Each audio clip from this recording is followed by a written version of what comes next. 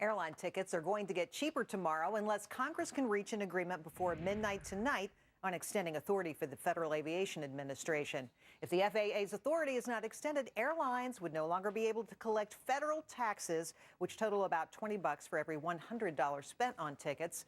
The fight in Congress is over the roles of unions and government subsidies for rural airports. Pretty technical. Time to let the Willis watchdogs out.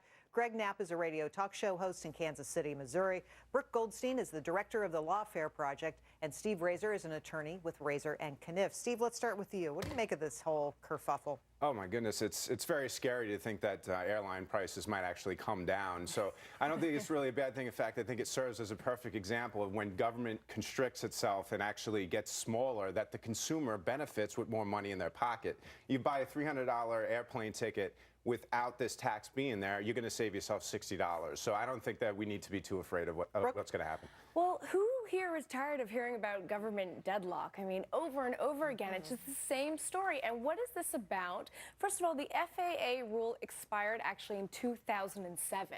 And what's been keeping it in place is 20 short-term extensions. You would think they would have their act together by now. And one of the main bones of contention is this National Mediation Board rule that actually counts absent union workers. If they're not there, they count their vote as a no vote. And Republicans just won't give in on this. I think it's a little bit ridiculous. Oh, Greg, what do you say? Ridiculous? Well, no, I think it's pretty commonsensical that if people want to join a union, you should have at least 50% of the people vote that they want it. I mean, most people would think you'd want a majority on that. And as you say that the Republicans won't budge on that, well, President Obama says he'll veto any bill that has that in there. So isn't he not going to budge either? So I think you need leverage like this to get a deal done. And I also agree that, hey, if we can save money at 12:01, maybe this is part of the stimulus. Let people buy a ticket for a lot less money. Get it going. If we stop paying all taxes altogether, they'll decide that they've got to get their work done. Who knows? All right. It could help. A new Los Angeles law makes it a crime for motorists to harass bicyclists. Bike advocates have complained that motorists throw objects at them and shout insults while trying to run them off the road. About 13,000 people commute to work on bicycles, that is, in Los Angeles. Brooke?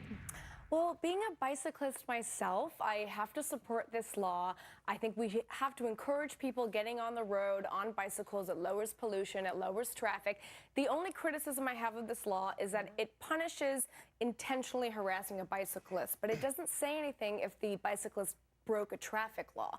So it has to be a give and take here. Steve, what do you say? I say that this ordinance is completely redundant. There's already laws on the book that cover all of these things that they're trying to address. But I'll tell you what it does do is it emphasizes what lawmakers do in an attempt to keep themselves relevant, is to pass these laws that would make them sound good, make them sound like they're doing something, but all they're doing is expanding government. And this is the root of the problem here, is that these lawmakers have to continue to pass laws. Otherwise, we say, what have you done for me lately? And this is absolutely doing nothing. Greg, what do you say? You know, I couldn't agree more, because the guy that started this said it was because he saw this hit and run deal. Well, that's already a crime. He's talking about making a civil law. Enforce the law that you have and go after the people who are doing the hit and run. I mean, why do you do a hit and run? Because you're afraid you're going to get caught for what you just did, or because you're a criminal already and you're worried about the cops coming and arresting you for something else, or it is L.A., maybe you're an illegal alien and you're afraid you're going to get deported. Adding more to this might actually get people to want to run more from something. Well, you know, what's a few more laws, guys, you know? Just stack them up. Keep them coming. Money for the lawyers. Hey, I did something. I passed a law. All right, this week at an Arizona Diamondbacks game, a young fan, tried to catch a fly ball only to drop it back onto the field. After it was tossed back up, another kid caught it. Seeing that first boy, Nicholas, was devastated. The second, Ian, walked down to hand him the baseball. Craig, isn't that just heartwarming? I thought it's a lot better than the dad who dropped his kid to grab the foul ball, or the woman who grabbed it from the little kid. So I do like this, and I do like the fact that the kid he just said, you know what, this kid needs it more than me. The part I didn't like, the other kid was kind of throwing a fit. Looked like maybe his mom needed to tell him, lighten up, kid, it's just a baseball. Steve? Well, actually, this is a great example of someone who did something without expecting anything in return. And I think it should be emphasized that a Major League Baseball is a big deal. To be able to part with that at a game, like we don't really think about it, say, oh, it's really nice you gave him a baseball. It's a Major League Baseball. For that kid to give that up. It had been in play. Come on. In play. I mean, people touch this thing. I mean, it's a big deal. And the kid gave it up for nothing. He ended up getting something in return, but at the time, he didn't realize that. So way to go, Ian. Yay, Ian. Okay, Absolutely. Brooke, what do you say?